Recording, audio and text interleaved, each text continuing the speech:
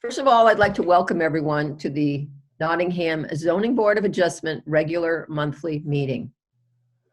We are meeting by Zoom, and we're happy to see everyone here. And I'd like to introduce members of the board, and I'd like members of the board to raise their hand when I introduce them. Raylene Shippey Rice. Hand, please.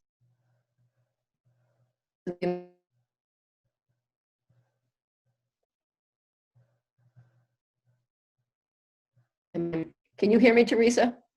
Okay, Raylene, thank you. Raise your hand, actually.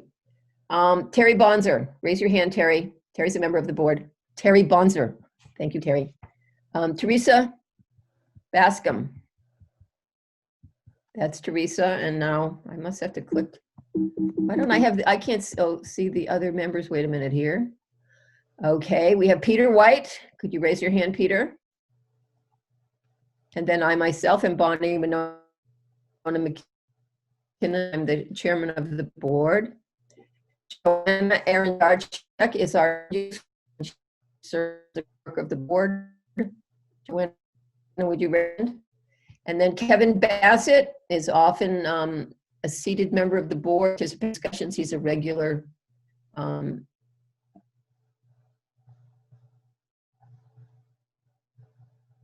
Hey, Bonnie. Bonnie? Yeah, she's frozen.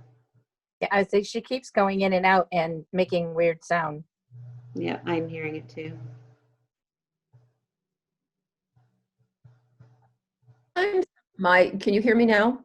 Yeah, you're sometimes my internet zips over to one of my neighbors and the signal's not that great. It was on Netgear, which belongs to the people across the road.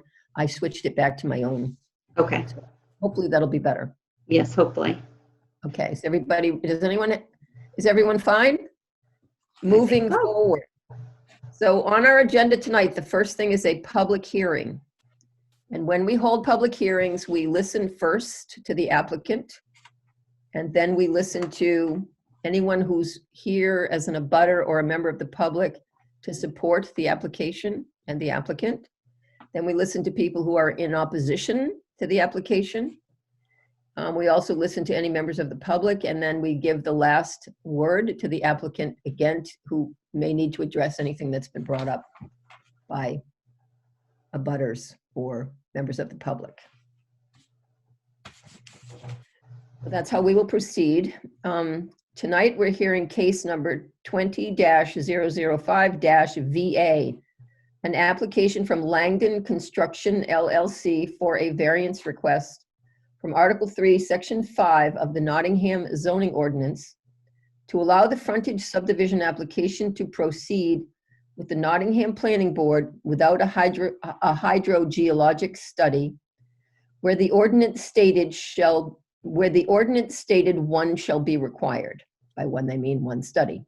The property is located at 209 Mill Pond Road and Kelsey Road in Nottingham, New Hampshire, and is identified as tax map 24, lot 141, sublot 2. So that is our only hearing tonight. I'm going to call upon the applicant, but first I wanted to ask a question of our clerk, Joanna. Yes. I noticed that the property is deeded to 2 persons and only 1 person has signed all these docs. Is this remaining owner of the property? The property was deeded to Lorraine Miller and Laurel Miller, and only Laurel has signed these documents.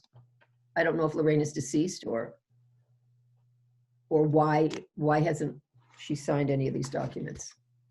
I don't know the answer to that. Because she's not the applicant, probably. She didn't sign a document allowing us to go on her property. I would say the applicant is actually somebody else, correct? The applicant is somebody else, correct? So I understand. So is the property under contract for sale pending the outcome of the subdivision? That is my understanding, yes. Okay. So who is representing the applicant? Mr. Smith. Mr. what Smith? Christian Smith. Okay, so Christian Smith, you and any other persons out there who come up to used to be you'd come up to the microphone. Who come Right. on microphone to speak. Please identify yourself with your name, any company that you're here as a member of, and what your relationship is to the applicant. Maybe you are the applicant, maybe you're the applicant's agent. So, Mr. Smith? Yes, thank you, Madam Chair. My name's Christian Smith. I'm a professional engineer with Beals Associates. And along with us in the audience tonight is the applicant, Paul Langdon. He's the gentleman who has an option on the project, as well as Ben Morrison from the Gove Group Realty. And he is the realtor representing the project as well. So you read into record the reason that we're here. And I thought I would start my presentation by sharing my screen with the actual aquifer map that we were able to access for the property. So I have this zoomed out because you can see this body of water right here is Nottingham Lake. Mm-hmm. This entire aquifer is essentially the aquifer that is associated with water flowing towards that lake. I'm going to zoom in just a touch here so I can give you a handle on this map where the project is. And I think that way the aquifer map lines on the plan will make more sense. So our property, you will notice, comes down right in through here. It runs along here and then back up to Mill Pond Road in that location. So you'll see these areas on the plan once I get to those. Limit out of that. And I need my gallery view back. There we go. I've done something bad because I can't share my screen any longer. Huh. Joanna, is that something you can help with? Ah, there we go. Excellent. All right. I think the first plan I'd like us to take a peek at is the actual subdivision plan. And this is prepared by Dave Vincent, licensed land surveyor. And this is really just to give the members of the board and the public a good handle of the lay of the land. So this is the existing house. There's an out barn here, a small garage there. And what I would hearken to, and this again, that's why I showed the aquifer map at the outset. This is the limit of the aquifer on the property. And again, this is the limit of the aquifer on the property. So everything in between those two, and as we move up to the little dog leg that goes to the northeast there, that is all within the mapped aquifer. And as you saw on the aquifer map, the very terminus of that aquifer that they're concerned about water that would be heading towards Nottingham Lake kind of rounds out in that fashion, so to speak. And that's important for a couple of reasons. And I think I will now go back to, stop sharing that, and I'll share the actual site plan that we're talking about.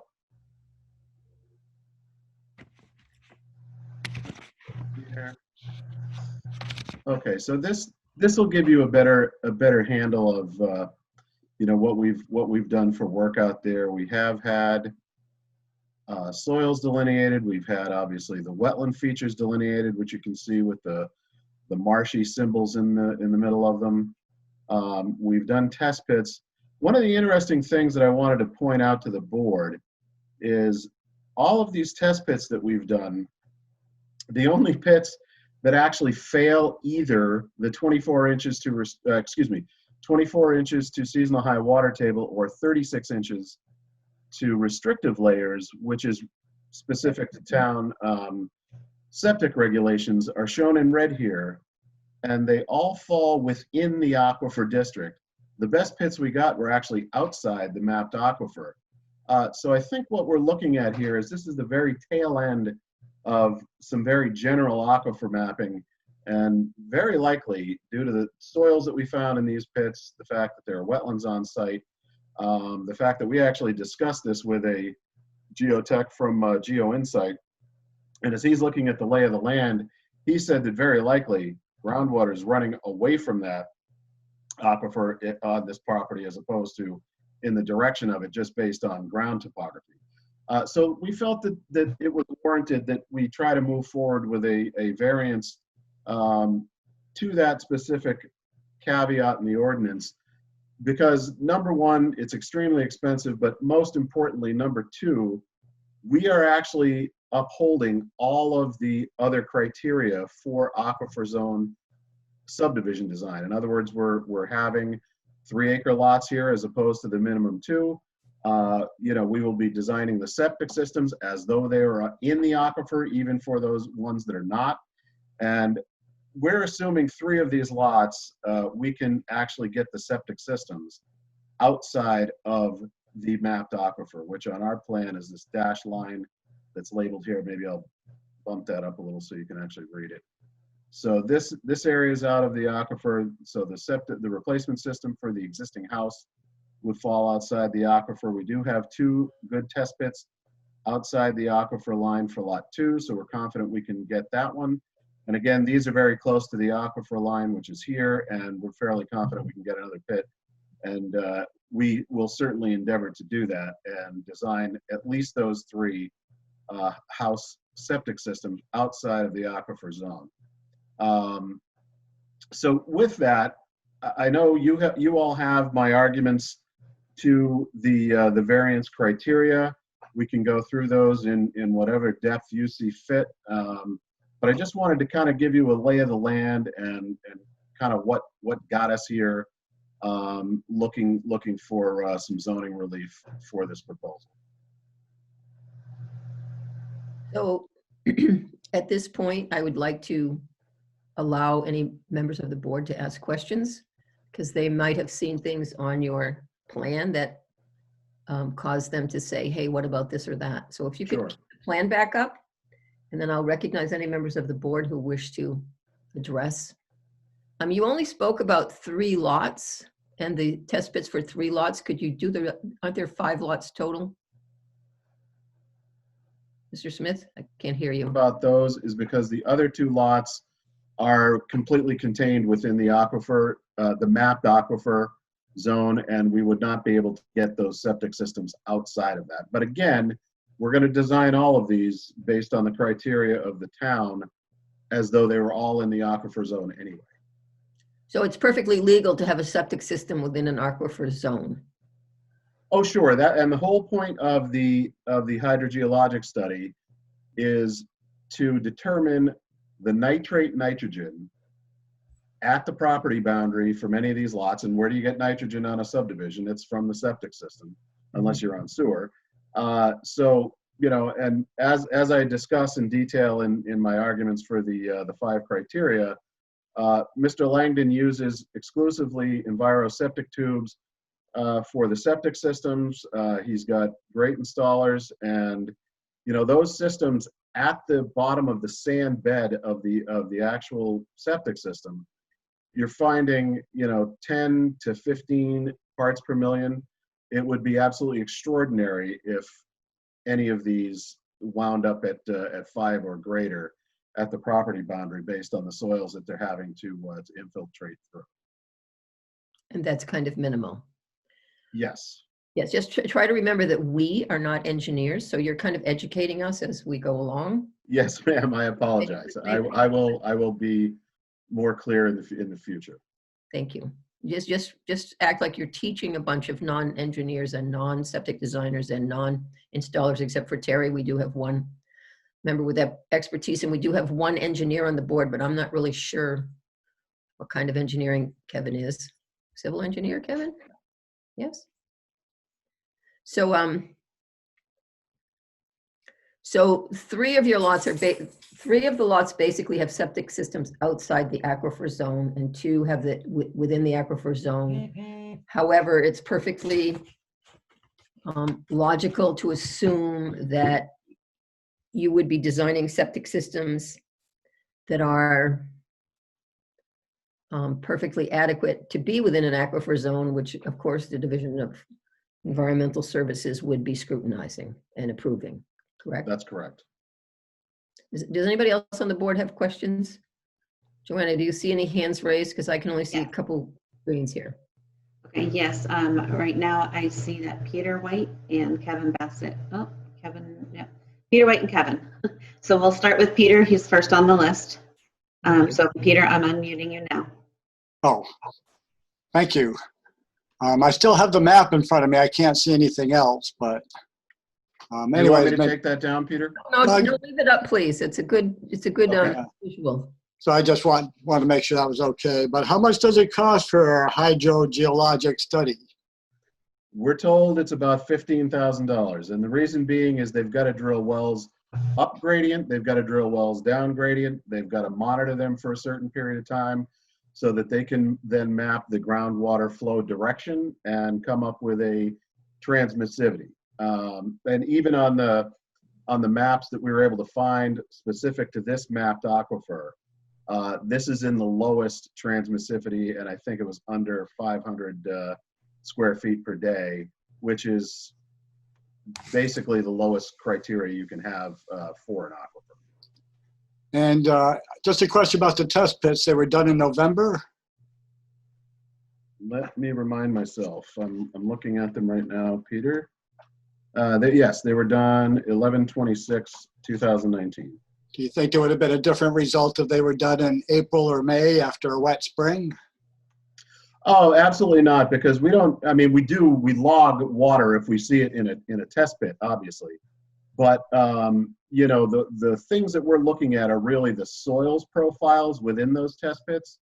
And what you're looking for is seasonal high water table, which is usually demonstrated by little orange areas, which are reductions of oxygen, of iron that get left there when the iron goes into solution and then the water drains out of it, and areas of depletion, which is where some of those iron molecules come from, and then they concentrate in these certain little areas and leave some of them vacant. So you have kind of a gray and orange. We used to call it modeling back in the day, but everybody calls it redoxomorphic features now. So that dictates and tells you where the seasonal high water table is. And basically what that means, Peter, is where the water table is up to that level for a minimum of 2 weeks a year. And obviously that's in the rainy season. And that's all it takes for those redox features to start to show themselves in the soil. So I don't think there would have been any different. Maybe there would have been higher water table if we'd had a really rainy spring after a very snowy winter. But that elevation is really dictated by what the chemistry is left behind in the soil. Well, yes, but I did take a drive by there, and that is definitely wetlands, and like you say, on top of our water, our groundwater, and there's only one way anything from any of those septics is going to go, and that's down into those wetlands and into that groundwater. So once again, it seems like we're trying to develop right on top of an area that should be preserved to keep it clean and natural. So I'm a little concerned about the environmental impact, and I certainly think you should do all the studies necessary to make sure it's not going to have a negative impact on the environment. But that's my opinion. Yeah, and I would just respond to that by saying wetlands are typically not a feature you see in an aquifer. Aquifer is deep, coarse sands, and the water tends to run very well, beneficial aquifers, and the water tends to run very quickly in whatever direction it's running, much higher than the 500 to 2,000 square feet per day that this is mapped at. But like you say, usually wetlands aren't part of aquifers because aquifers are sand and gravel pits often. Well, it's all interconnected, and all our water is interconnected. So you can't say what it's going to stay here, it's going to stay there. Everything's flowing down into our water. Yes, it is going to have an impact. The question is, how much impact? That's really the question. Right, and I guess I would just have you bear in mind, Peter, that the question here with regard to the hydrogeo study is the groundwater when it exits the property boundary at this wetland. Anything that flows into that probably isn't going anywhere due to the mucky soils and the very fine soils and silts that are below wetlands. It tends to just sit there, and that's why it stays wet. And, Yes, and that's my obviously point. our septic systems, every one of them, even the 4,000 square foot reserve areas, meet the municipal 75-foot setback to those wells. Right, well, it gets a lot wetter in the spring than in November too, but that's a side point. Thank you. Kevin, did you have a question or something to say? Yes, in our package, we have a memo to the chair from Stephanie Casella, March 6th. And the last sentence is, staff recommends sending the soil information from the test pitting for peer review from the CMA engineers. And was that done? And do we have feedback? Can you answer that, Mr. Smith? I don't have any idea if that was sent to CMA, but I will tell you we did have an engineer who was actually in a butter at the initial planning board hearing who looked at the test pit logs, and he's retired, but he was a civil engineer for a number of years, and he said, yeah, those test pits don't look like aquifer soils to me. I'm sorry, I didn't hear that. I said we had one of the abutters show up I at didn't the hear the planning board last hearing bit. who was actually a retired civil engineer, had worked for 50 years or something in the industry, took a look at the test pits and said, yeah, those test pits don't reflect aquifer soils in his opinion. Madam Oh, Chair. what is that? So what's the point of that if they don't reflect aquifer soils? The point of that is it's very unlikely if we were to go through the iteration and the expense of a hydrogeologic study out here, that we're even going to find out, number one, that this is actually aquifer soils, because there's more fines in there than should be in an aquifer, and that likely the direction of flow is away from Nottingham Lake, based on the gentleman that we spoke with who works for Civil Geo Insights. Okay, so Madam Chair, are we going to address Go the back to question Kevin. at hand? excuse me, please speak through the chair. I'm going to go back to Kevin, who was trying to follow up on his initial question and didn't get a chance. Go for it. What I'm curious, Madam Chair, is we're going to follow up with the staff recommendation. Who's the staff recommendation to? It was to you on March 6th from Stephanie Casella. It's in our package.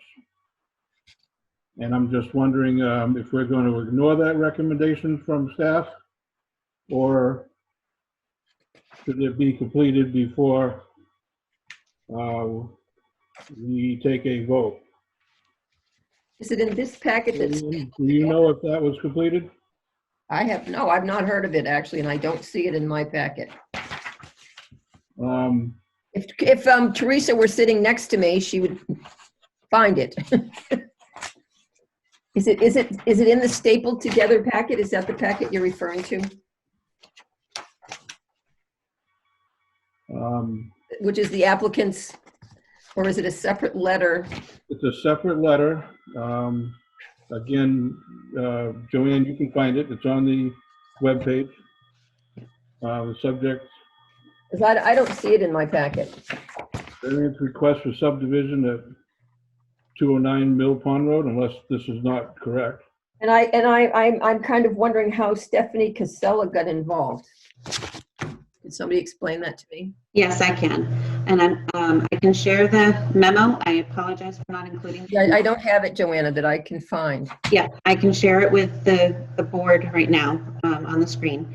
The reason why Steph was consulted was because this case is right now before the planning board. Did the planning board consult with her? Yes, she's contracted with the planning board to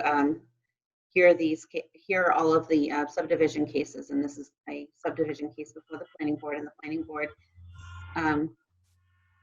said that they can't waive the requirement for the hydrogeological study. It is a zoning requirement, and so therefore that's why they are before you. And so So Stephanie's letter is to the planning board. No, it's to me. Correct. it is to you, and it was attached to everything on the website. I apologize for missing it in your binder. but this is what she had to say.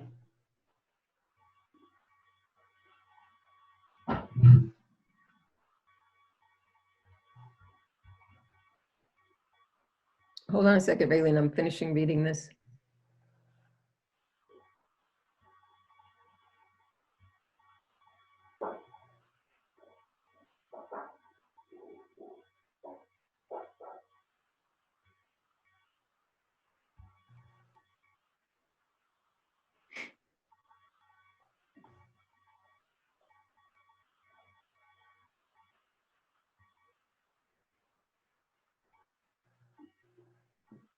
So who are CMA engineers? They're the engineers that the town is currently contracted with to do like the roads engineering and the like, and gutter. I don't know what else they do. Mr. Smith maybe can clear that part up, but I know that we use CMA engineers as our engineers for the town. Yeah, they review all of the engineering design that comes into the planning board. They go through all the plans, look at the drainage, the road design, all of that kind of thing. So they're, They're civil engineers just like myself. okay. And do you agree with that, Kevin? Are you familiar with them? I know you're an engineer. Yeah, to some extent. To some extent, I'm not a voting member tonight, but I would recommend to the board that that this peer review be done prior to the vote. Okay, Raylene. I can't hear you. Oh, hold on a moment. I gotta. I had I was going to ask the same question about this letter. What wasn't clear in the conversation that I just heard was, is this a planning board recommendation that Stephanie authored, but it was a planning board recommendation? Because it says a staff recommendation. I'm just a little unclear. Because I agree with Kevin that if this recommendation, that we give due consideration to this recommendation. Steph is a staff member of Nottingham. She's a staff member for the planning board. Oh, She's okay. hired by the board. Okay. So basically the letter came from the board, but she wrote it and sent it. But it was from the board. She's an No, employee of the town. right. She's an employee. Right, okay. That's why I was a little confused. And to go back to the earlier question, but about the septic systems, I wasn't clear about what is happening with those, seeing that they failed those tests. What They didn't, you said, Mr. Smith mentioned something about the 3 septic systems, and I didn't hear all of mentioned about that. the test pits, which are not septic systems. Would you explain that, Mr. Smith?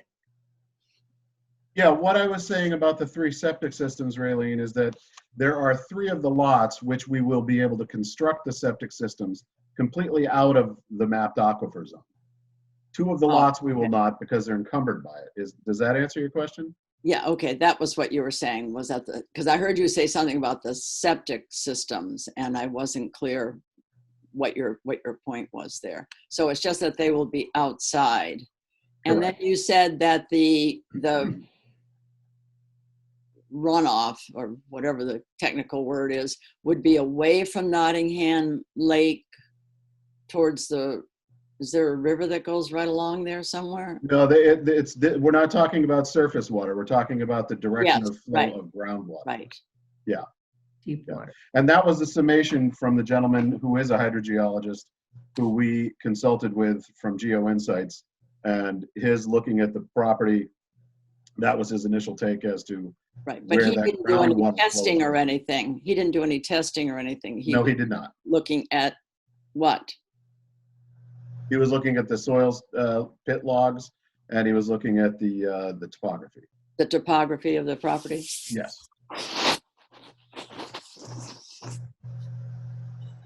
Okay. Madam Chair, we have Terry Bonzer, who has raised his hand. Yes, Terry, I will recognize Terry. Oh, thank you, Bonnie. Yeah, I have to, this aquifer zone was drawn up, I don't know, maybe the 80s or early 90s. And it really was just something they brought in and they put lines on a map. And I don't think there was any really scientific studies or anything to back up this aquifer zone.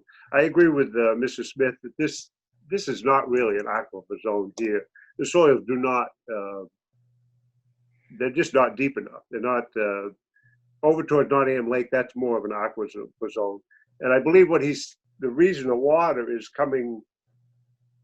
flowing away from Nottingham Lake is because that one section down the lower left-hand section of his map is all probably almost lower than Nottingham Lake. And there is some water coming through there, but as he states, it's not much. So I do not believe the aquifer zone is as big as the aquifer zone shows on the map. So I think a lot of these lots are really not in the aquifer zone. And also, part of the reason I think is, the test pits, they do not show aquifer zone because the water tables are, reasonably high in them. But, and they have restrictive layers. There's not a deep flow of gravel there where you need. And, also originally, before Kelsey Road was in, hundreds of years ago, I'm sure the water tables were much lower. And, that causes some of because down in that lower left-hand corner, there's a culvert that drains some of the water that comes out there. It's not that big a culvert, so it can't be that much of a flow coming out of there. So that's all I have to say. Thank you.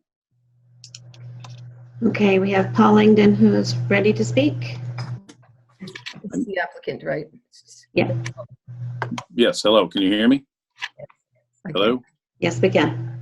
Okay, the one thing that I'd like to point out is that, because we're all there's a lot of talk of whether or not this is in an aquifer zone.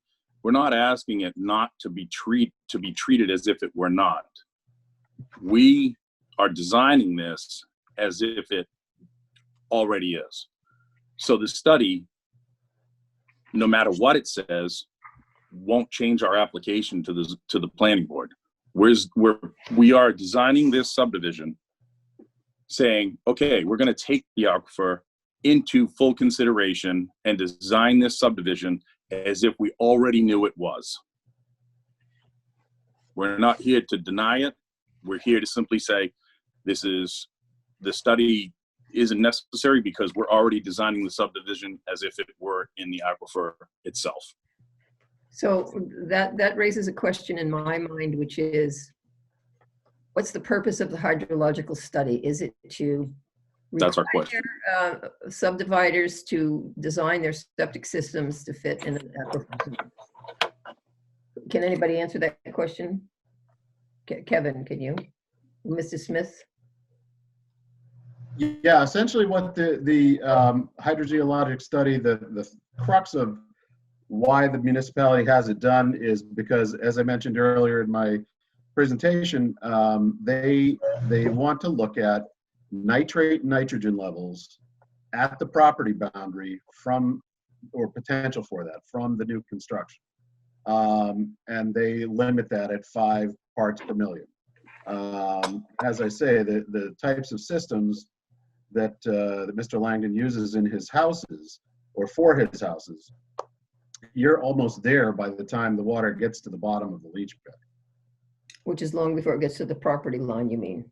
Right, and then exactly, it's gonna spread out and reduce in density as it heads toward the property line. And I think it would be extraordinary if that study were to be done, that there would be any level of nitrate nitrogen at the property line 5 milligrams per liter or greater.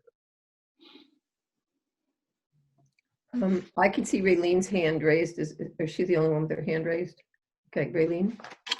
I thought I had clicked hand raised on the screen, but apparently it disappeared or something. When you're talking about at the property line, are you talking about at the parent property line or Yes. the individual property line? No, that would be the property line as it sits today. So it would be the parent parcel boundary. Okay.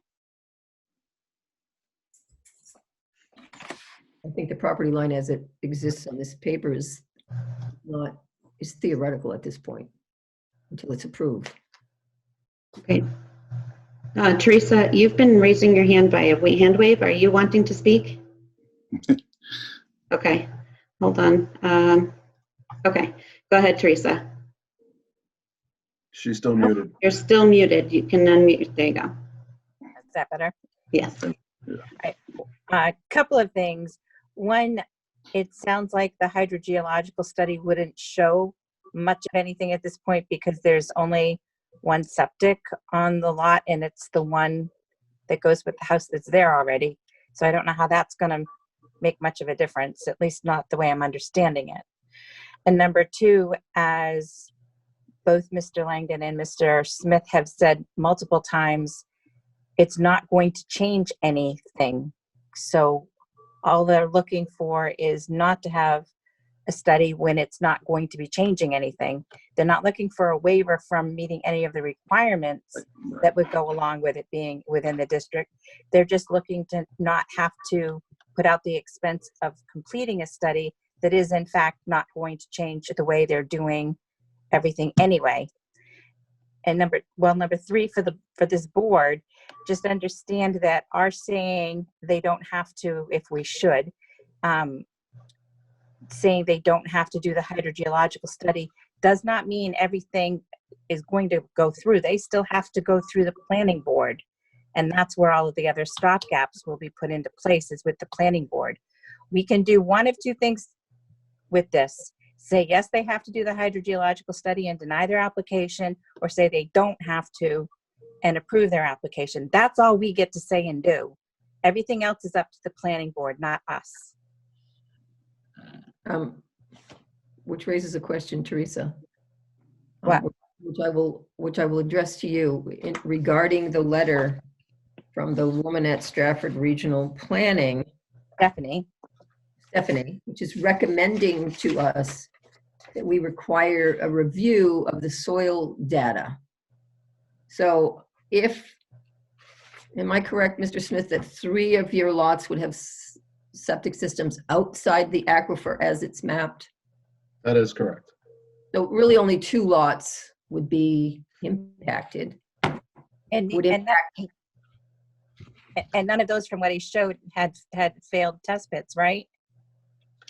That's right. May I share that plan again? Yes. So that I can show you what we're looking at there. So usually we have it on an easel up through the whole thing, so it's handy to refer back to it. Okay. Although everybody in the board should have their own copy at home. Right. All right. They So don't legwork. But it isn't red at home. So on the 2 lots, which would be number 3 and number 5, that would be in the aquifer, the septic systems will be in the aquifer. We had 1 failed test pit, and I'm just going to zoom in here so I can see which number that was. 10. And I want to see what that failed to. Was it water table or was it restrictive layer? And I will have that answered for you very shortly.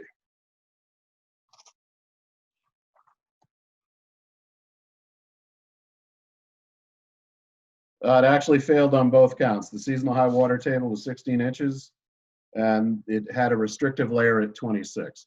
So again, that's pretty demonstrative that is not aquifer type soils. If you're having a restrictive layer, that means you've got enough fines, enough silts that water does not penetrate that very well.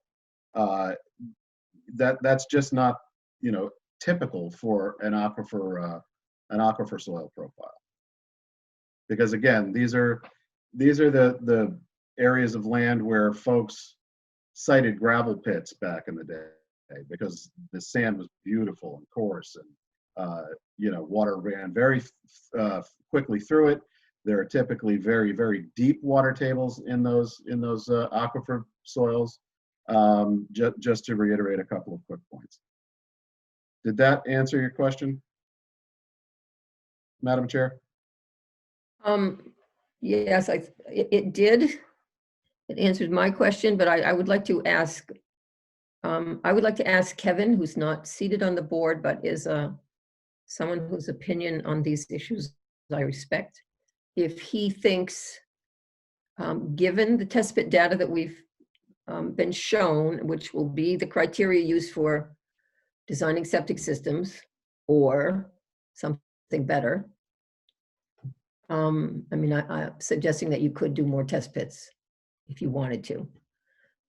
Kevin, do you think we still need to send the soil samples to somebody of the lots that are not, where the septics are not in the aquifer zone? I mean, I think this part of the ordinance only applies to aquifer zones, right? Since Stephanie was not clear on which lots, I do think that that should happen. As far as septics, certainly Mr. Bonzer is a resident expert as far as that goes. But since it was a recommendation from staff, I would have thought that it would have been done and we would have information about that for us to make a prudent decision. So I would recommend that that still happen. On all 5 lots? I'm not one to say on which lots, but the engineers who would review it would make that determination, I think.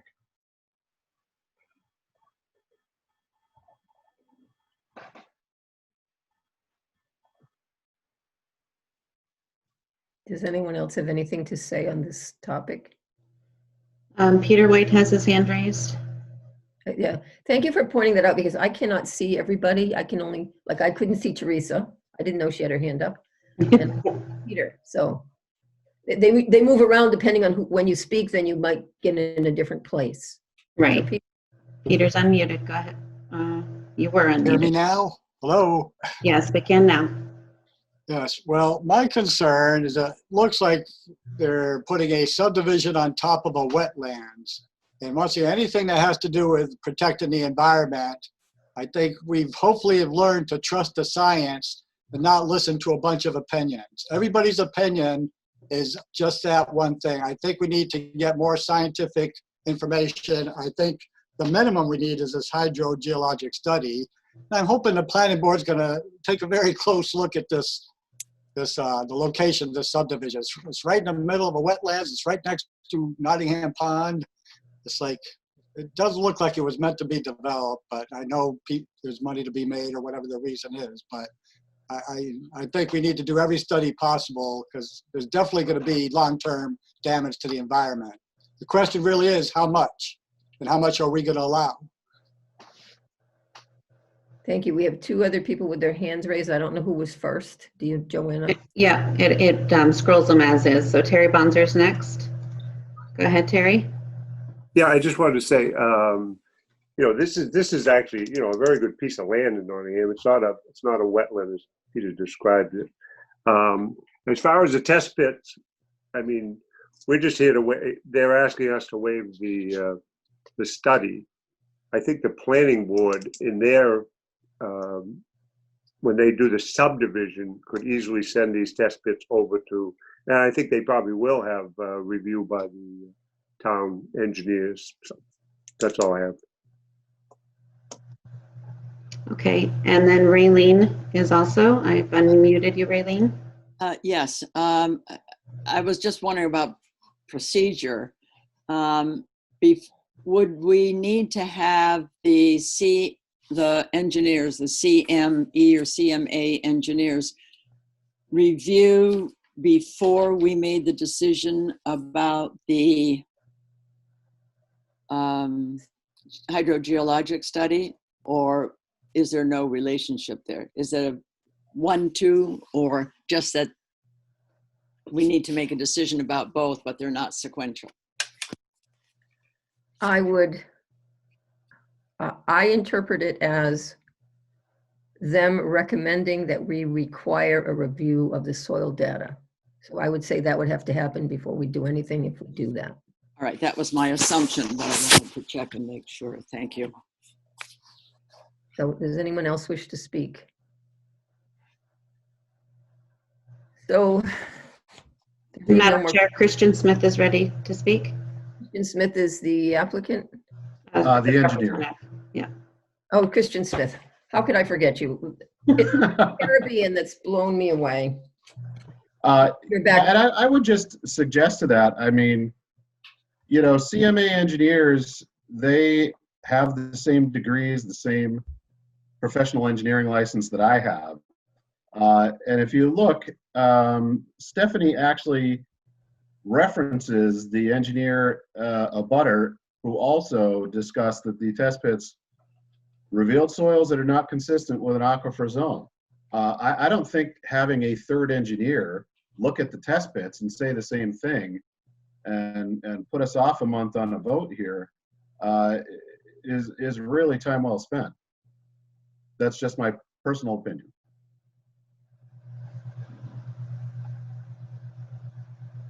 Thank you.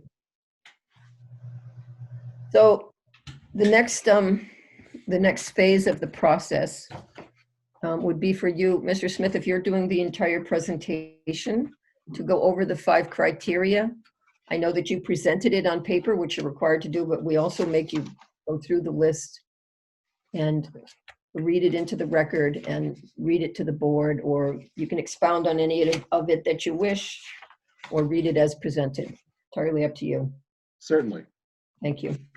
So with regard to number 1, the variance would not be contrary to the public interest.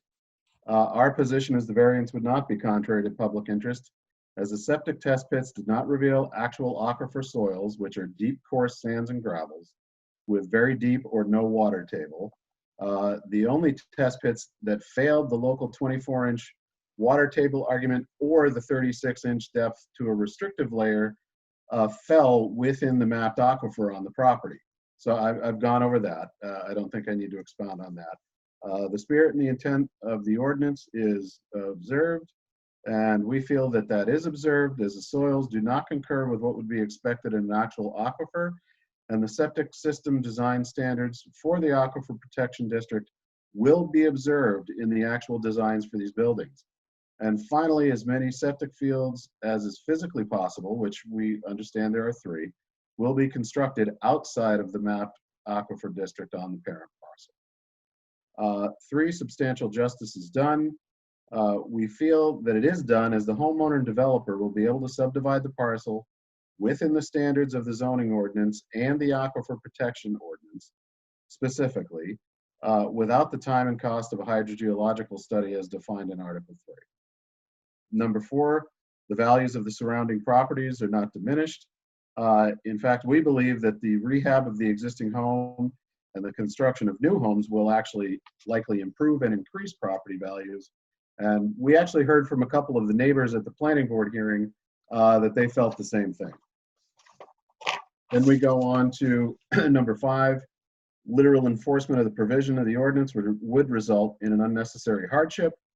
For the purposes of this paragraph, unnecessary hardship means owing to special conditions on the property that distinguish it from other properties in the area.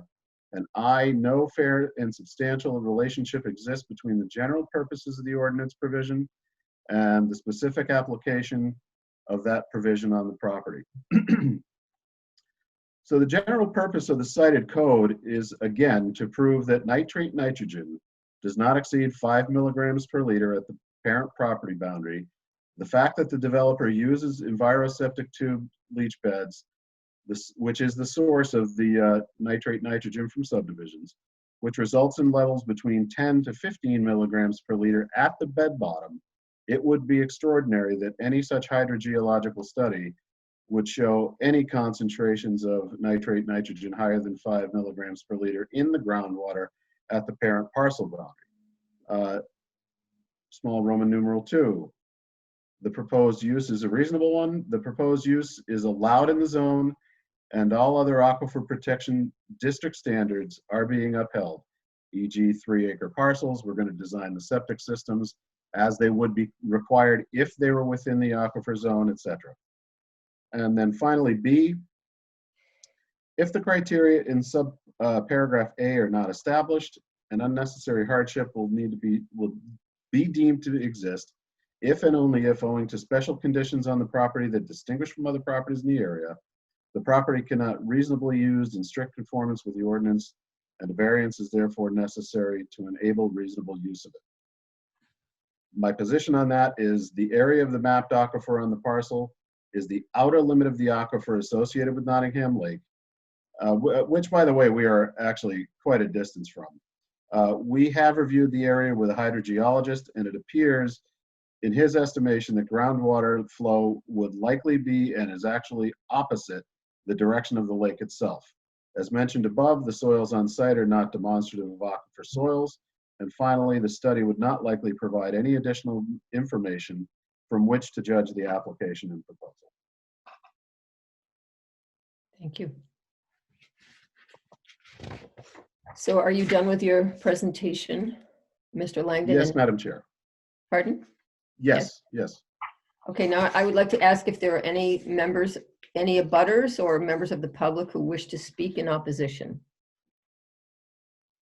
I don't see any hand. Peter White is not a member of the public. Or, I mean, he's a member of the board. I didn't. Madam Chair, we have someone who's in by a phone call. I don't know who that person is and if they They have need to comments. identify themselves as if they wish to speak to the board. Name and address. Yes, I would. Thank you. Karen Rossi. Karen Rossi. Karen Rossi. Hi, Hi, Karen. Bonnie, Chairman. How are you? 38 West Mill Pond Road. I'm good, thanks. How are you? Good. Good. So I'm not a direct abutter, but I live right down the street, and I just have a couple of questions. One, I don't foresee that this would have any greater impact to the aquifer than the ball fields, which are located in a very short distance away on the same aquifer. With this, and I imagine that pesticides will be applied to the ball fields with no treatment.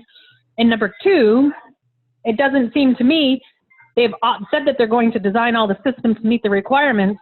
It doesn't seem like a study would be required or should be required.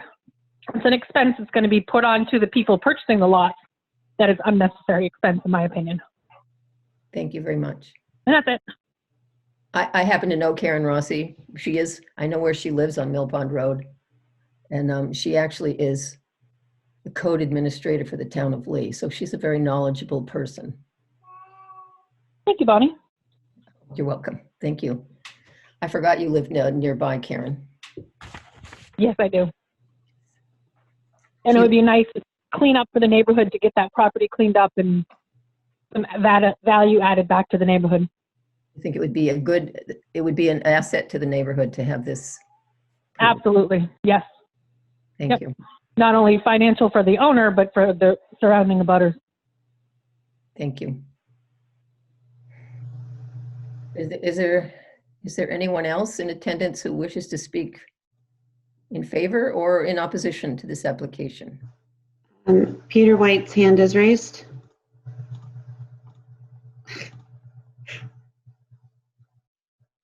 Peter, you're still muted. You muted yourself. How's that? There you go. Okay, just a couple quick questions, but I will agree with Karen Rossi. She made a point about the ball field having all these chemicals put on it, which will eventually end up, in the groundwater and in the aquifer and in the pond. And all these people subdividing their houses, putting on their chem lawns. Yeah, there's going to be a lot of Roundup and everything else washing into that groundwater, into those wetlands. So I'm concerned. But my two questions is I've heard a number of opinions about these soils, but it's all opinions, and I trust the science. And of course, everybody who wants to move forward with this development will have that opinion that there's not going to be any harm to the environment. But we've heard that song and dance too many times, and hopefully we've learned to trust the science. So here's my specific question. It might be a point of order. Is it an unnecessary hardship for a developer to spend $15,000 to protect the environment? Is that considered an unnecessary hardship on somebody developing 5 lots? Obviously, they're going to make good money on it. So I don't see why that's an unnecessary hardship when we're trying to protect the environment. And I have my doubts about doing that anyways, but the way things are going, but we got to try. So that's my question. What kind of unnecessary hardship is that? If we're protecting all those abutters, the environment, the pond, future generations, it's a drop in the bucket to these developers. So, point of order, what's an unnecessary hardship? Is it money? Is money an unnecessary hardship? Or should we trust the science and protect the environment? Okay, Madam Chair, Mr. Morrison has raised his hand. Oh, go ahead, Mr. Morrison, you're unmuted. Oh, no, you're not again. Now you are. Okay, thanks. I just have a quick question for the board. If the hydrogeologic study is required, what about the subdivision would change? And what would preclude Mr. Langdon from going for an additional lot if the study proved that it wasn't an aquifer? Just a question. Joanna, thank you. Can you hear me? Yes. Can you hear me, Joanna? Yes. Okay, so Mr. Morrison, first of all, I asked you, but I apparently was muted. To identify yourself, I don't know who you are. Please give your name, your address, and if you have a relationship to this application. If you do. I don't know if I'm in order, but I am the real estate agent for Mr. Thank you. Langdon. I know you're introduced in the beginning, but I forgot. Okay, so you Yep. are the buyer's agent. Yes. Okay, Yes. thank you. Sorry. And where do you live? We put that in the record. What town do you live in? I live in at 28 Spruce Street, Exeter, New Hampshire. Thank you. You got that, Joanna? I'm sorry, 28 Spruce? Street, 28 Spruce Street, Exeter. Yep. Are you recording this, by the way? Yes, this is being recorded. Good. Okay, Miss Bascom has been waving, so we're going to unmute her. I don't see her. Oh, she has. There. Yeah, I've unmuted her. Well, I don't Thank you. And I think it was Mr. Christian, I've forgotten now, who said exactly what I was thinking on this. A hydrogeologic study is not going to change what they're doing. In fact, it may end up being that it's determined not to be an aquifer district, which will then mean, Peter, that they will end up with putting on more house lots. Instead of 3 acre lots, it will be 2 acre lots, which would then allow them to have another one. So it's not so much that it's the cost of putting in the study, it's the fact that the study is not going to change what they are currently planning to do. They are doing everything as if it was an aquifer district. It's not going to show anything that's going to change what they're doing, unless it ends up being that they say it's not an aquifer district, you need to change your map, and then they're going to add on more land or lot, excuse me. So, I mean, I don't know, guys. I think we're at a stalemate here. Can you hear me? Can everyone Yeah, I hear me? can hear you. Okay, so I just want to stay in charge of who speaks when. The next person up is Peter White. Then we have Kevin, then Raylene, so you know. Okay, well, was on a planning board before in other towns, so I know how it works. And the way it should work is the planning board should gather all the information and evidence, and scientific evidence, especially when it comes to the environment and protecting our groundwater here in Nottingham, before they make any decision on this. And if they determine they're putting a subdivision on top of a wetlands is going to do environmental damage, they should reject the whole thing. In this town, that seems to be hard for boards to do, but sometimes it's the best thing in the public interest. It's the best thing for the environment. So I'm hoping based on these studies, the planning board will do the best, most responsible thing for the public interest. And that's all we can hope for. But you can't say anything's going to happen before the study, Teresa. You have to do the studies first and then make a decision based on the facts, the scientific facts, not people's opinions. Thank you. Peter. Next is Kevin Bassett. No, next is Kevin Bassett. Peter, please undo your hand. Thank you. Kevin. Mr. Bonzer made a point earlier that the aquifer lines are probably not accurate, and were established some time ago. I was hoping that the engineers could improve upon the accuracy of that, if that's really true. And then certainly, if a study was done, I would think that the study would firm those lines up to a higher degree of accuracy. I still think the engineer's opinion on this is value added. That's all I have, Madam Chair. Thank you, Kevin. Next, Raylene Shippey Rice. I was just going to comment basically what Kevin just said. But I do have a question. What would the hydrogeologic study have to show to preclude this development from being approved?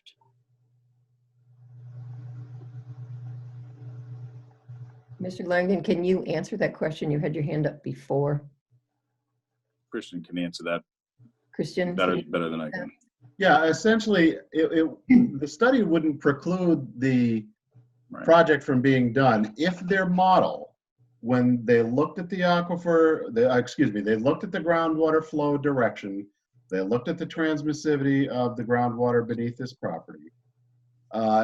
If they found their models based on what they're using for flow out of the leach fields and with the start density or concentration of the nitrite in the groundwater at the bed of the leach field, by the time it got to the parent property boundary, if that was 5 milligrams per liter or greater, all it would mean is that we had to use a higher test or a more advanced septic system, something possibly with pre-treatment. I mean, there are numbers of those out there that are approved by DES right now. But if I could also, Madam Chair, just address a couple of comments that Peter White had said in his last round. Mhm. Would that be okay with you? Certainly. He keeps talking about wetlands, and there is a small pocket of wetland on this property, but we are meeting every single setback in the town's ordinances, in the town's regulations to that wetland. That wetland is going to be protected exactly as your ordinance requires. The wetland is moot. This has nothing to do with a wetland. And secondly, if in fact the hydrogeologic study is done and we don't come back here, that's the whole point of this application. We would not be back before your board if that study gets done. We just figure out, okay, well, if we've got, say, one, and again, I think it would be absolutely extraordinary, but say he found one area where, okay, in this direction, we're going to have 5 milligrams per liter or slightly higher. We change what we're doing for a septic system, and we would put in, you know, something with pre-treatment and that targets nitrate removal. It's really quite simple. But again, if we do this study, our being here tonight is moot, because that's the only question we're asking you folks. Right, and thank you. I thank you for underlining the fact that your application has nothing to do with wetlands. And we as a board are only allowed to consider what you are applying for, not other issues as part of our process. Madam Chair, Paul Langdon's had his hand raised for a bit. Mr. Langdon. Can you hear me? Yes. Yes. Okay, thank you. We, in doing this, I know Mr. White has been talking about, you know, developers not being concerned with the environment, but that's actually to the contrary. That's why we submitted an application to the planning board meeting all the aquifer criteria in the development. We weren't going to challenge it. And as in doing so, that's why we were asking not to have to do the study, because the study will not change our application to the planning board, no matter what it says. Thank you. You're welcome. So, Okay, Madam Chair. I want to ask the two people who have their hand raised, which are Peter, who's now unraised his hand, I think. I did that because I was getting ready to let him speak. Okay, so Peter or Raylene, are you speaking to the applicants with questions, or are you going to be speaking to the board? I guess to the applicants, my first question is, if you're so concerned about the environment, why not spend the $15,000 to make sure we're following the town regulations to protect the environment? I mean, that's my first question. Because we already are. Well, do We're already the following study the that's ordinance. required. My second question is, what if after the study is done, they found that there's just no way to put septic systems in there without it all draining into the groundwater and ending up in Nottingham Pond, which of course is going to over the years. It's just a matter of how long it's going to take. So what if they were to make that determination? You can't say before a study is done what outcome is going to be. So once again, it's all we're listening to tonight are people's opinions. And to prove this on people's opinions instead of on scientific fact, well, I guess that would be consistent with the way things are done in today's world, but I don't think it would be the best thing for the public interest in Nottingham. This is the environment we're talking about. Our children are going to have to live with this water. It's about time we acted to take care of it and protect it. Whatever's legally possible. And doing a study is a small step to protect the environment. Thank you, Peter. Okay, there's one person with hand raised, and I'm gonna ask Raylene the same question. Is this question to the board or is this question to the applicants? Her hand disappeared. You're done speaking? Okay. What? You had your hand up and then maybe Teresa, maybe Joanne. Actually, again, Kevin said basically what I was going to ask, but I do have one more based on the response of the applicant. You said that if for some reason it should be found that the runoff is higher than allowed, you would change the septic system design. What would preclude that, just as again, in the interest of environmental whatever, of not doing that septic design in the first place? Nothing would preclude that. Paul, is that something you'd be willing to do, is for the 2 lots in the aquifer, put in septic systems? Yeah, I'd have to take a look at what it's involved in it, but I'm not going to rule it out.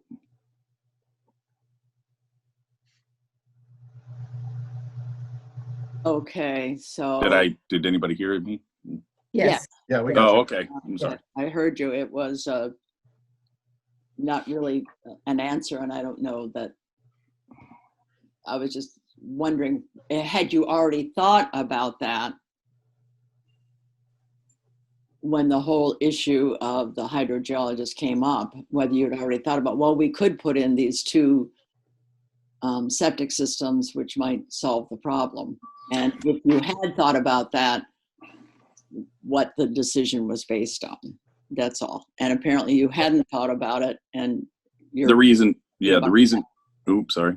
Go ahead. The reason for not thinking about it is because the likelihood of that happening is so far extreme, as the systems that we put in right now, as Mr. Smith stated, that by the time it gets to the bottom of the leach bed, it's already at what parts per? 10 to 15 milligrams per liter. Right, and these systems are typically, or where they're located, are going to be how far from the property's edge? Well, the 2 that are actually in the aquifer, I can't tell you the exact distance, but it's a long way. They're the furthest. Right. Right to the end, away to from the the end of the direction of property. Okay. Right. So the likelihood of that ever happening is so far extreme.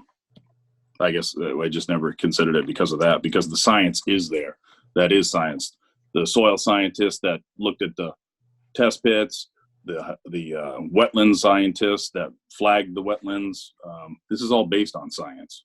I keep hearing that it's not, but it's all based on science. Right. Not Okay. just it's not just opinion. It's based on licensed soil scientists. Thank you. I appreciate your response. Thank you. Okay. And I guess my question to you, Bonnie, as chairperson, Madam Chair, is, and you're probably going to tell us this anyway, how would we go about this decision making, given that we've got that letter to address? The letter is a letter. we go about our decision-making in the same way that we do about everything. Somebody makes a motion, somebody can amend it, somebody cannot amend it. It can be seconded or not seconded. It can be voted up or down. That's our decision-making process. Right, I just wondered what the sequence was. We would deal with that first. I think that the next step is to close the public hearing. Okay, thank you. Okay, so I will do that. I will now close the public hearing on the application before the board. And I ask for the board now to publicly deliberate, if you wish, this application, to state the pros and cons in your opinion of whether we should do it or not without too much redundancy. So does anyone wish to speak to the application before us? Oh, Kevin Bassett has his hand raised. Thank you. Kevin? Madam Chair, is there another option to postpone the vote after the, to allow the engineers to respond? I mean, I think we'd have to vote on that. There'd have to be a motion. It's like Understood. anything. And I'm not sure you can make a motion tonight because you're not a voting member, but it's a good point to bring in front of the board. okay, can I make the motion? You may. Kevin, what am I saying? I move that we forward the recommendation that was made by, in the letter to the zoning board, to have CMA engineers review the information and advise the zoning board.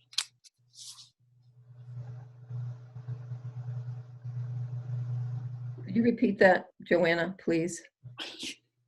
Yeah, actually, I would prefer Raylene repeat it, please.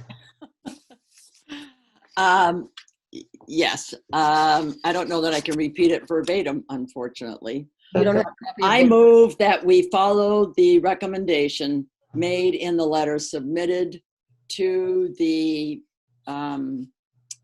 zoning board of Nottingham to forward information for review to, I think it's CMA engineers, and report back to the board. There should be a time limit in there because I don't know how long we can put the decision off. I think, is it 30 days, Joanna? Can you just remind me? Yes, the decision has to be made within 30 days of hearing the case. Hey, can we do it prior to our next meeting?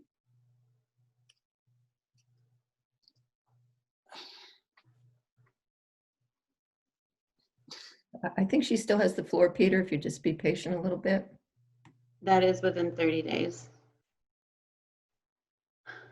Yeah, just to clarify, this was not forwarded to the CMA engineers prior to your hearing because you all have to tell me what to do and you have to tell me as a board, not as an individual. So that is why it never went to CMA prior to your hearing.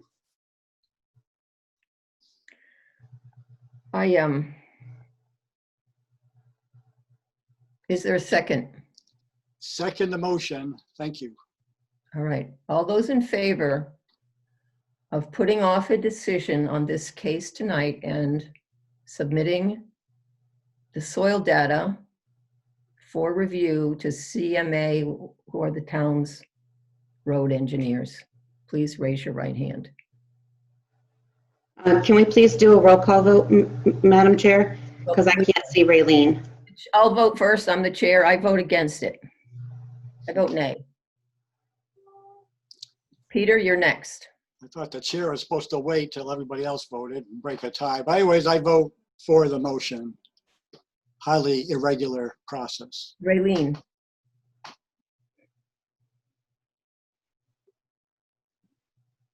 I can't hear, I'm sorry. I vote for the motion. thank you. Teresa, Oh, Teresa hang on. Baskin, Hang on. Unmute. Okay, go ahead, Teresa. I vote nay. I vote Okay. against. she got stuck. Okay, How did she vote? I didn't hear it. she said nay. Against. Correct. Correct. Terry, Yes, Terry? I vote no against the motion. Okay, so Of the course. motion failed. And let me just say, Peter, this is a Zoom meeting, and we don't usually vote verbally like this. We usually vote like this when we're meeting in a room. No, the chairman doesn't usually vote first. It's kind of, you kind of set the tone. Please let me finish. I have the floor. I have been attending meetings of the Secretary of State's Select Committee on Elections. I have now attended 8 of these meetings. They all last 3 to 4 hours. This committee votes on things. This committee is run by an attorney. 4 of the 6 members are attorneys, and the chairman always votes first verbally. So I took my clue from those people, and I'm sorry if you don't agree with it, but I don't think there's anything in writing that prohibits it, or anything in the law, or these lawyers wouldn't be doing it. Okay, so the motion has been made and not passed to submit Stephanie, sorry, I can't remember Stephanie's last name. Joanna, help me here. I don't know. Oh, Stephanie Casella. Stephanie Casella's recommendation to submit the soil data to the town engineers has failed. Is there another motion that anyone wishes to make regarding this application? Okay, Ms. Bascom is ready to speak. Lisa. I move that we approve the request on case 20-005-VA, application from Langdon Construction LLC for a variance request from Article 3, Section 5A of the Nottingham zoning ordinance to allow the frontage subdivision application to proceed with the Nottingham Planning Board without a hydrogeological study. Property is located at 209 Mill Pond Road and Kelsey Road and is identified as tax map 24, lot 141, sublot 2. Is there a second? Terry, could you recognize Terry, please? Yeah, just a moment. I gotta find him, unmute. Okay, go ahead, Terry. Yes, I second the motion. Okay. A motion has been made and seconded to approve the application before the board tonight. All those in favor of that motion, please raise your, no, please speak. The chairman votes in favor. Okay. The next person I can see is Terry Bonzer. Yes, I vote in favor. Next person I can see is Peter White. I vote against, and I'm surprised there wasn't any discussion of the motion, but this is a new way we're running meetings now, so I guess I should just be quiet. Teresa. I vote for. And Terrible process. is there one more person? Raylene. 1, 2, 3, 4. Raylene. Raylene, I'm sorry, I can't see Raylene. Could you unmute Raylene? Yes, She's I'm unmuted. muted and I vote yes. So we have 4 yeses and 1 no. As usual. The motion is carried. Mr. Smith, I can't see him either. Okay, he's here though. I'm here. Mr. Smith, your application has been approved. I would like to just warn you that any member of the public or anyone for that matter has a right to appeal this decision, and they have a 40-day window in which to do that. If you start spending money before that 40 days, it's at your own risk. We understand, Madam Chair. Thank you very much. You're welcome. Madam Chair, I believe it's 45 now, just to make sure that it's clear. I say 40. Yes. It was 30 for so long, I'm not used to 45. 45 days, Mr. Smith. Yes. Thank you. Thank you, Madam Chair. Thank you, Madam Chair. Thank you, members of the board. Yes. I thank appreciate you. your time tonight. Thank you. Okay, we do have a few other items of business. We have the bylaws and we have minutes. Correct. Anyone who's not here for those can leave if you desire or stick around if you want. Looks like we're back to the board now. Madam Chair, do you want me to unmute everybody or keep everybody muted? I think you can unmute everybody because we'll keep everybody, you can unmute all the members of the board and Kevin. Okay. If you want to stay muted, that's Could've up to been you. president. Otherwise, I've unmuted everybody on my end. Okay.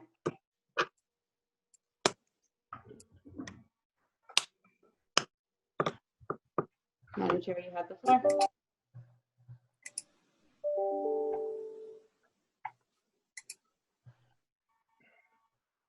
There we are.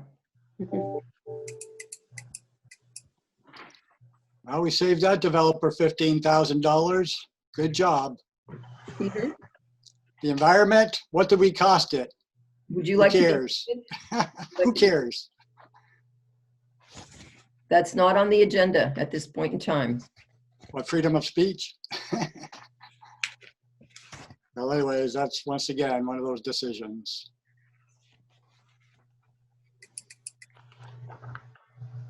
I'm looking for my, did you put the bylaws in this packet? No. No, because I sent them out electronically. I can put them up on the screen if you'd like. Yeah, that would be good. Okay. And did you receive anything electronically back from anyone? I did. Me, Besides From Rachel, me. I know she told me she was sick. and me. And Teresa. Oh, Teresa, Joanne, I meant to send my comments back to you, and I don't know why I didn't, but I did have some. You mean sending them to Joanna, not to me? Oh, I'm sorry. Yes, I thought I said Joanna. Sorry. That's okay. It's okay. All right, so I'm getting ready to share that with you guys.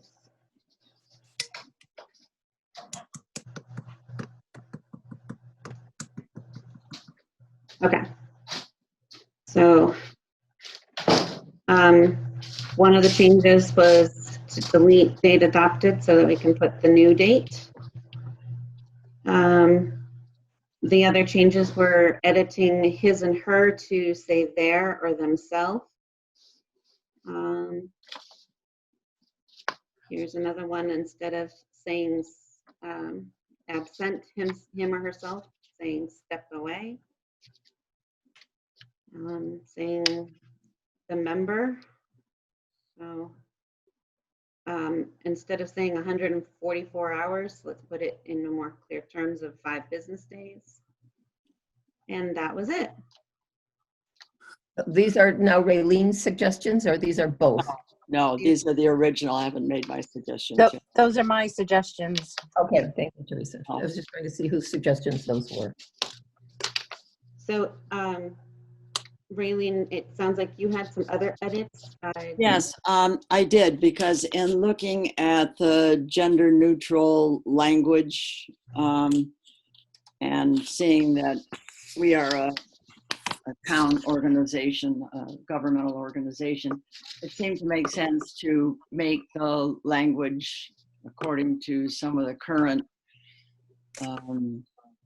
decisions to suggest non-gender.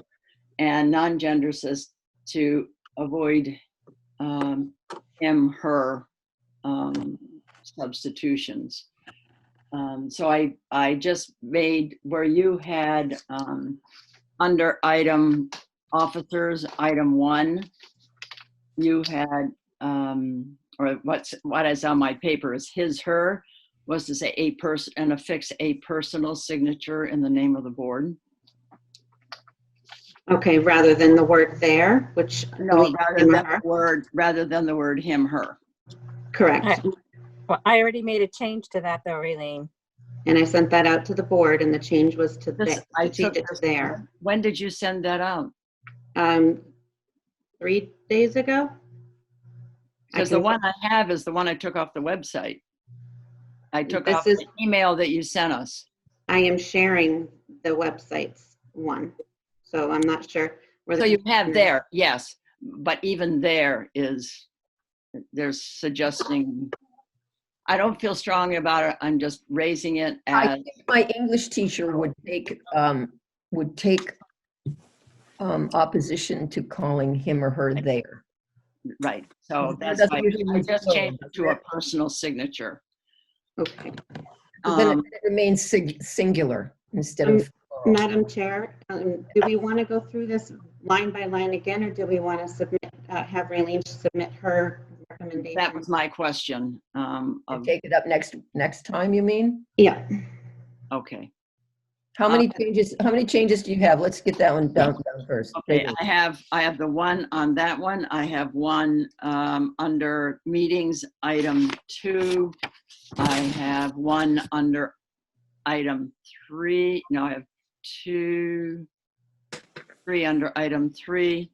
And then I have a question about the 5 days. Simply because I'm always confused when they say 3 days, 5 days. When does the day start? When does the day end? What constitutes a day? Is it the business, and it says 5 business days, so does that mean it goes from 8 to 5? I find the language of days very confusing and thought the hours was much clearer. May I suggest that we go to the RSA and see what the wording is? And use that wording. Maybe that's what we were doing before. Oops, sorry, Mom. Go ahead. I did go to the RSA, which is why I put in the 5 days. But you know what? Y'all can do whatever you want. Does the RSA say 5 business days? Yes. Yeah, that's what I would leave it at. Right, 5 and but my question is, how are those business days defined? If I'm a As a person on Monday the through street- Friday business days are business days when you do business, which is Monday through Friday. It 8 to excludes 5, weekend. 9 to 5. I I know, but if I'm a person who's actually doing this, I just find days confusing, which is why I like the hours. It was much. I would suggest we leave it as the RSA spells it out. That's the moderator speaking, but Yeah, so that's how it was edited. you won't be in conflict with it, which you don't want to be. All right, and my one other question was on the last page on application fees and public notice, item 3, public notice. It says, but may also post on an electronic forum as well. Is that us posting notice about a public meeting? Yes, I do that for every one of our meetings. They're on and that's law. That's RSA as well. Why wouldn't we just say shall be given in a local newspaper and posted on an electronic form? That's what it says. No, it says may also be. Because not every town has an electronic forum. So this is actually RSA language. Comes out of the law, she means. Oh, all right. Which I would recommend always keeping to the language of the law. Then we're not creating Okay. bylaws that conflict with the law. Okay. Joanna? It was really more of a question because it was just confusing. Sorry, I would go to the RSA and say you're confusing. They're not always clear, believe me. No, they aren't, and that's why I was raising it here because it wasn't clear to me. So, Yep. Thank you for listening. Okay. And I will send those others to you, Joanna. Is that it? Yes, please. Yeah, and I'll make Again, I make don't the feel notes strongly again. about them. It's just that if we're doing this, we might as well be consistent with what the direction is. No, I think that having gender neutral language is very important in these times. So Well, I do too. That's why. I would be in favor of changing that, but we might want to see both recommendations. Like maybe you could send us both of them at once, Joanna. Is that? Yes. I'll Will do. send it to you. Yeah. Maybe some of them sit on top of Teresa's and maybe some of them don't, kind of thing.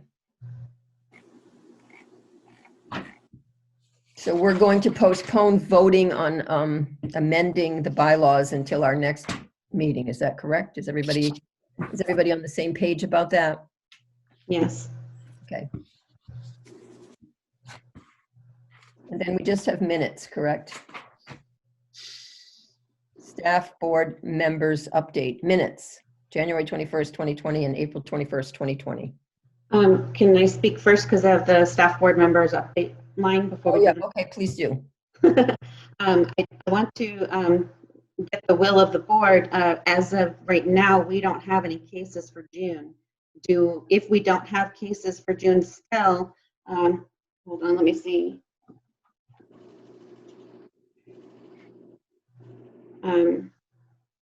So May 21st, if I don't have anything before for you guys by May 21st, which is in just a couple Okay. days. Do we want to not have a June meeting because we don't have to have a meeting every month by law? I would say that given that hopefully we will be having town meeting in June, that we skip this board if we have no important business to take up. And let me just say that I did have a discussion a few days ago with Stephen Buckley, who's one of the attorneys at the New Hampshire Municipal Association, and they are presenting the governor with a plan this week that will allow towns like ours to conduct a town meeting through a couple of steps that will include a Zoom meeting, maybe 2 Zoom meetings, and maybe some kind of drive in your vote. And we would be voting on every article on the warrant on paper. I'm not sure that it would be a regular ballot, but it would be a paper vote. So that it would be, without gathering as a group in one place. It would be partially virtual and partially drop off your ballot, if the governor agrees with it.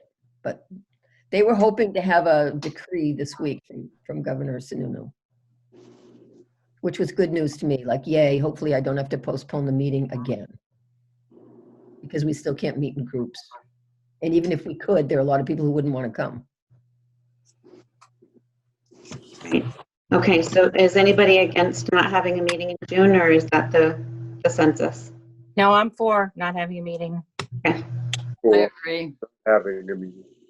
Okay, all right, so I will let you all know the night of the 21st if we have no cases, and that way you can say no meeting in June. Thank you, Joanna. That was the only thing I had to talk to you guys about. Okay, so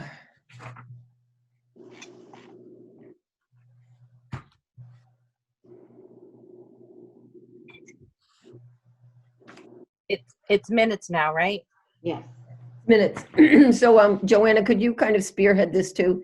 The January 21st, like, I don't have them in front of me. I'm using my computer for this. Okay. If y'all want them up on the screen, I can, but I sent them 3 times. I know you sent them. Did you get anybody offering edits or asking for edits or changes? I got a few edits from Teresa, otherwise no other edits. Kevin, you're waving your hand.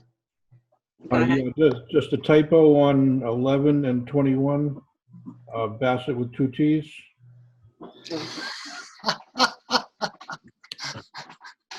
That's not funny.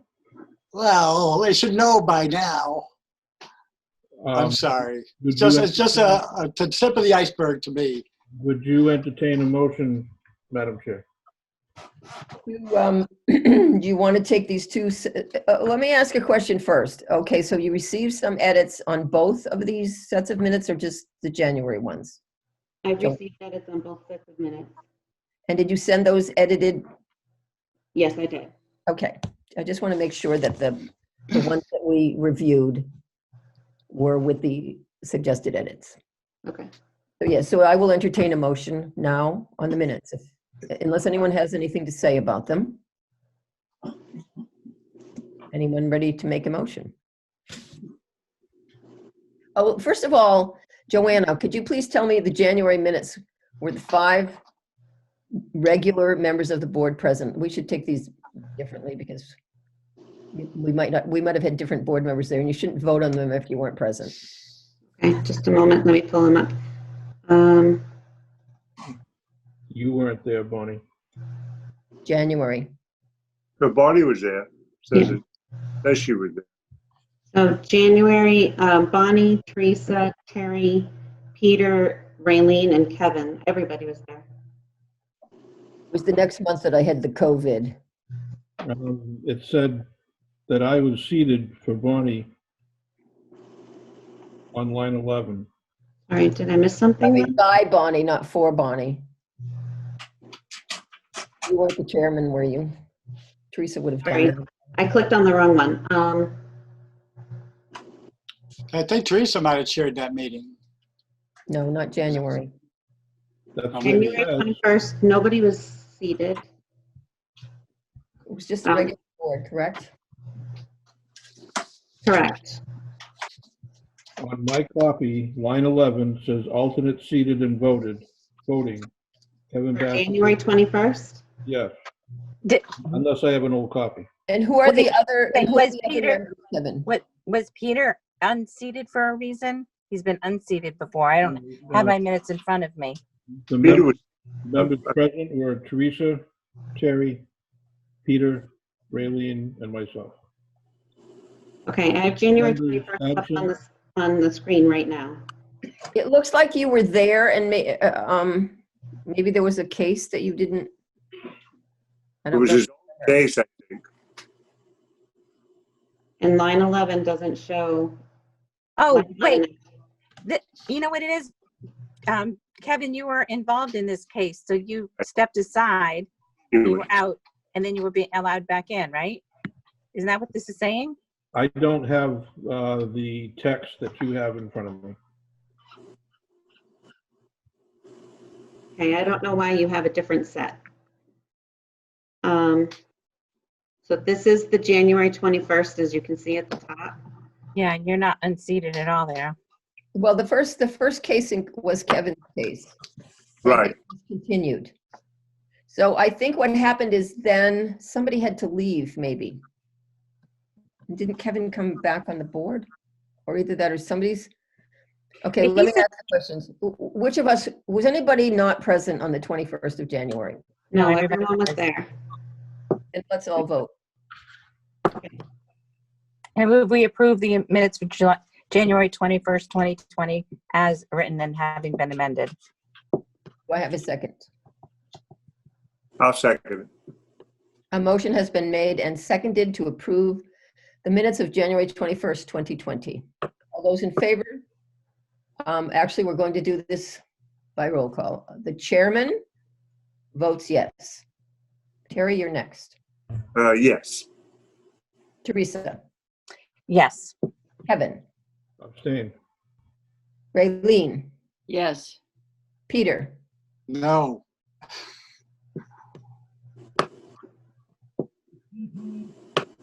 did you get that, Joanna?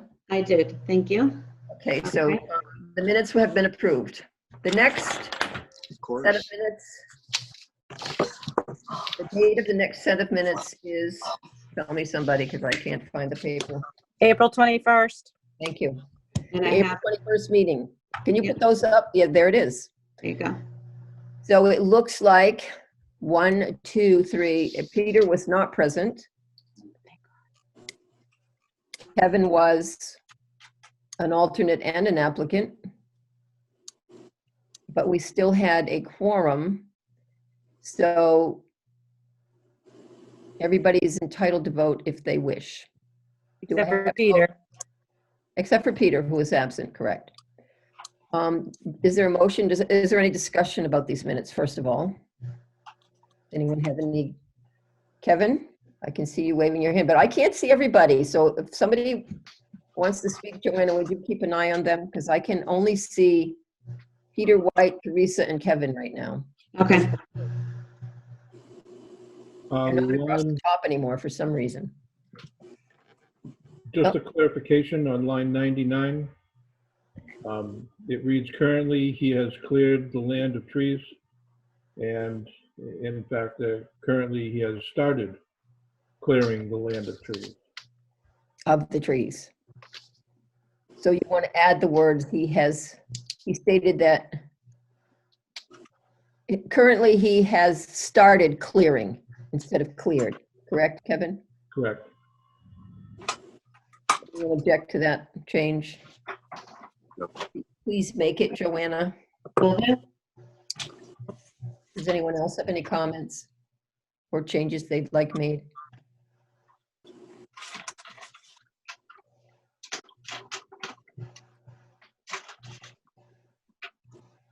Okay, I don't see any other, any waving or raising of hands.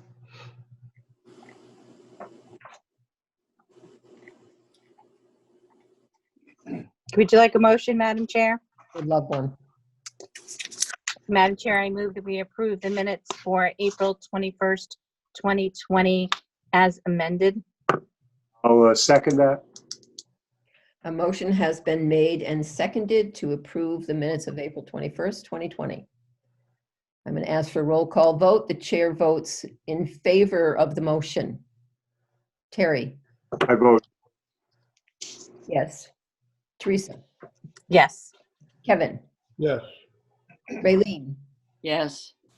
I covered everybody because I can't see everybody. Yes. You did. Everybody who was present at the meeting. Yes. All right, the motion carries. Okay. Joanna, do you have anything further for us tonight? I do not. Does anyone else have anything further? There being no more discussion, Move we adjourn, Madam Chair? the chair will entertain a motion to adjourn. I I'll move second. to, The motion has been made and seconded to adjourn this meeting. The chairman votes in favor of adjournment. Terry? In favor. Teresa? yes. Kevin? Yes. Peter? Yes. Raylene? Yes. Yeah, no. It's unanimous. The meeting All is. right. Bye, everybody. Bye-bye. Bye. Take care, everybody. Night, night. Night.